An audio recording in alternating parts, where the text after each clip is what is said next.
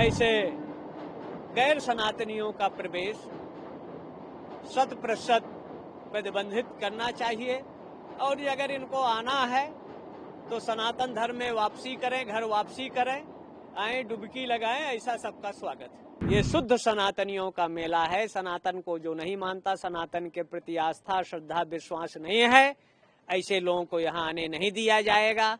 सीधे समझेंगे तो सीधे, नहीं सीधे समझेंगे तो जैसा समझेंगे उसी भाषा में इनको समझाया जाएगा। संविधान ये कहता है कि अगर किसी की आस्था, श्रद्धा को बिगाड़ने का काम करे तो उन पर कठोर निर्णय लेकर कार्रवाई होना चाहिए। दुनिया में जो सनातन को मानता हो, सनातन के प्रति आस्था, श्रद्धा और भक्ति है, तो ये कुंभ में आ सकता है। ये विश्व के सनातन धर्मियों का सबसे बड़ा मेला है।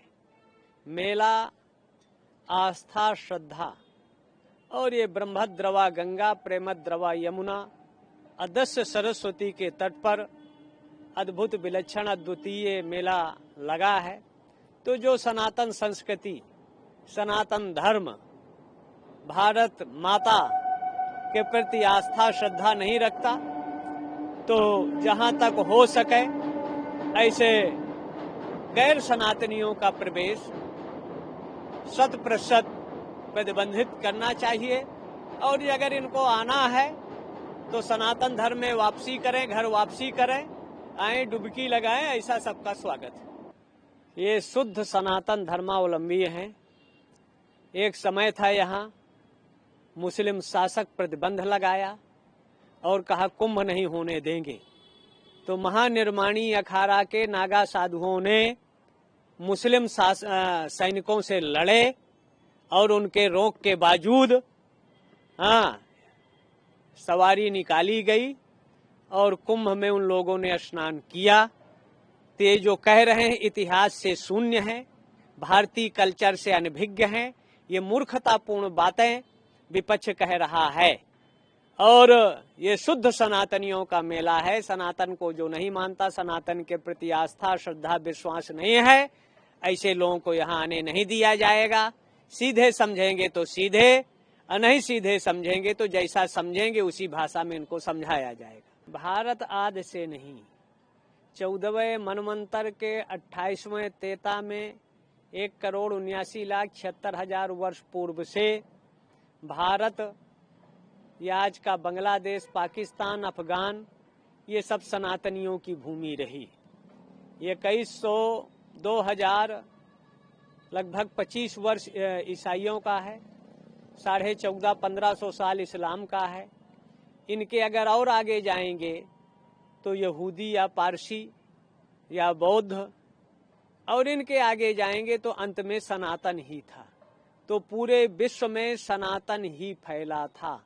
सनातन की जड़ें इतनी गहरी हैं, तो चाहे संभल, बनारस या बिहार, एमपी, राजस्थान, कश्मीर, जो आज भारत में बचा है, यहाँ हर जगह प्रायः है, या तमिल में कई जगह हैं जहाँ मंदिर हैं, लेकिन वहाँ ताले लग गए, विधर्मियों का कब्जा हो गया। तो उत्तर प्रदेश सरकार के मुखिया हमारे योगी जी के नेतृत्व मार्गदर्शन में जो काम चल रहा है, प्रशासनिक सूझबूझ से मंदिरों को खोलना, पूजा करना, ये दुनिया में शांति, सद्भाव के प्रतीक के रूप में है। मंदिरों में अगर पूजन अर्चन नहीं होगा तो अनेक तरह के विप्लव, अशांति, अराजकता का माहौल निर्मित होता है। अगर मंदिर में देवताएं हैं तो उनका स्नान, पूजन विधि विधान से होना चाहिए। और मदनपुरा के सिद्धेश्वर शिव या संबल, सतयुग, त्रेता, द्वापर और इस कलयुग में भी हमारे राजाओं की आस्था, श्रद्धा और आने वाले भविष्य में पुराणों के आधार पर जो विष्णु के 24 अवतारों में से कल्कि अवतार का वर्णन है, वो संबल में है। उनके अवतार के आने के पूर्व जो भूमिका परिस्थितियां निर्मित हो रही हैं, तो अब वो काल बहुत दूर नहीं है, परमात्मा का प्राकट्य होगा और इस धरा से आसुरी, मानवता द्रोही विधर्मियों का अंत होगा। सनातन अपनी ऊंचाई को पहुंचेगा।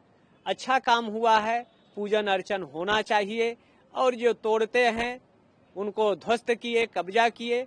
ऐसे लोगों पर एक कठोर कार्रवाई होना चाहिए। जिन्होंने मंदिरों पर ताला बंद किया, आईपीसी की धाराओं के तहत उन पर कार्रवाई हो, जेल में डाला जाए, क्योंकि आस्था के केंद्रों को उन्होंने ध्वस्त करके एक तरह से परंपरा को तोड़ने का काम किया है।